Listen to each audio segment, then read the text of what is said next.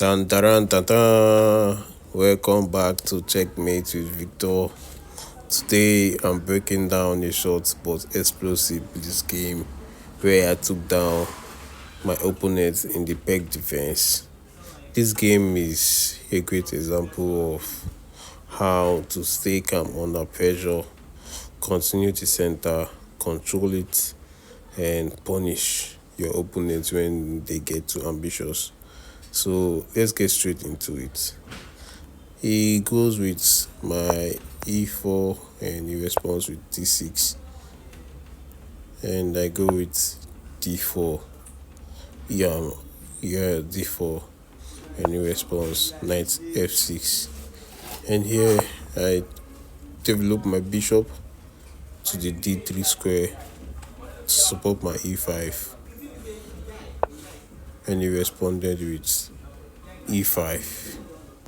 So basically I started with my e4 and d4, which is the classic central control.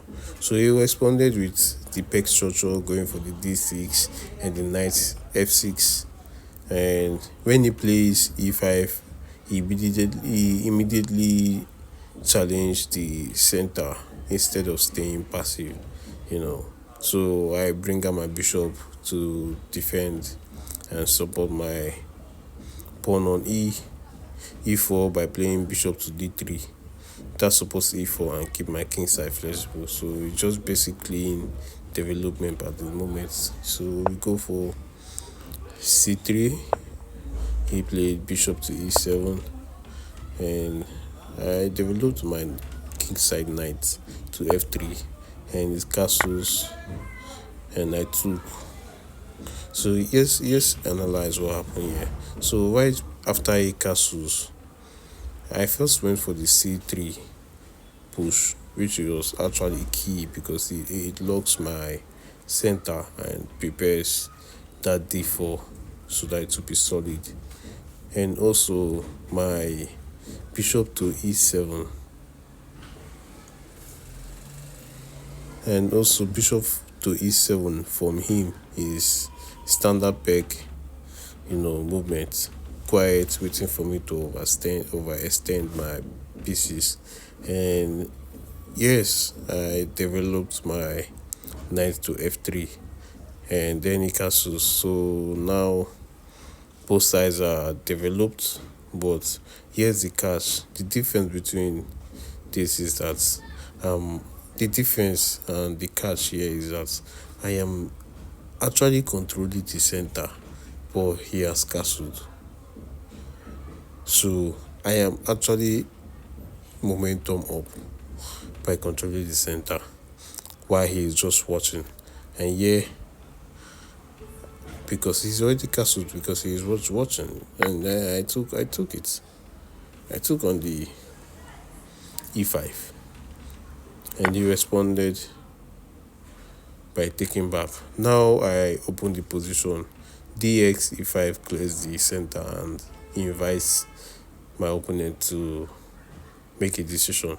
And then after he recaptures, I grab that pawn with my knight, taking on e5. And then he plays bishop to c5. Clearly I am my f2 pawn, but that's just the surface level pressure. It looks scary, but I'm 2 moves ahead because I brought back and I retreated my knight to f3, and which is a solid, safe.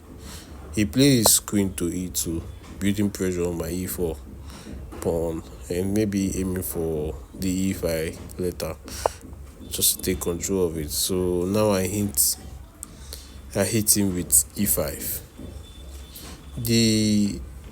This strike actually flips the board because he's suddenly uncomfortable. My pawn wished to take space, and his knight's about to start dancing backward. He goes and jumps his knight to g4, wanting the e5 and f2, trying to create threats. I just calmly pin him with my bishop to g5. simple, effective. He plays f6, trying to break free, but now his king's protection is evaporating.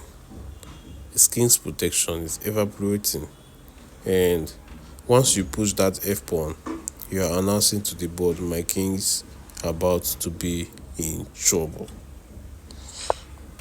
I played bishop to e3, ex is bishop, and after that I collected back, and then ex with his knight. Funny enough, this has two tomatoes because it's a blunder. Look, I draw back my bishop to e3, defending the knight and inviting threats. He takes bishop e3, and I responded with fx e3, and then he grabs my knight. He grabs my pawn, with the knight taking on e3. But this is exactly what I wanted. Yeah, he wins material, but now look closely. All my pieces are active. His knight is deep in my territory with 0 escape squares. No square is available for his knight to escape. So I play queen e2, calmly hitting his knight and preparing to castle. He retreats his knight to g4. Fine, I castle, kingside, connect my rook, and now my development is complete. He tries queen to c5 check. It's a cheap check, but nothing is there. I just quietly move my king to h1. No panic, I'm just letting him dig his own grave. He grabs my he grabs my pawn on e5, trying to trade down and survive. I recapture with knight e5. He trades with his queen.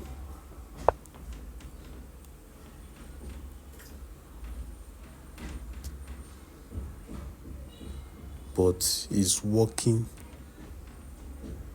right into the final trap by trading with his queen.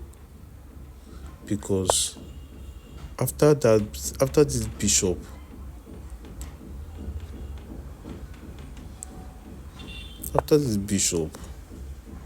to c4 check, there's practically no defense here. Because if you say you move your king, I will simply take your queen, and you can't capture because of this checkmate. And if you say you bring your bishop, I give you a check, and you still can't capture, because if you move your king again, I will take, and you still can't capture because that is a checkmate. And also, if you decide to capture with your queen, it's still a check, and you are basically losing. So trading with his queen was him walking into the final trap. And after the check, he blocks my check with that check is actually a dagger from my bishop. So he's forced to play rook to f7. Now after that, I grabbed his queen, and it's game over. That's game over. He resigns because his rook is hanging. His king is actually stuck, and all coordination is gone. So that is clean finish. So what's the takeaway? In the Pirc defense, never give up the center too early. Once black starts pushing pawn without backup, his position collapses really fast. So stay patient, keep your structure, and strike when the timing is right. So that's how you punish a weak spec defense opponent. Precise, deadly, while being calm in the process. Thanks for watching Checkmate with Victor.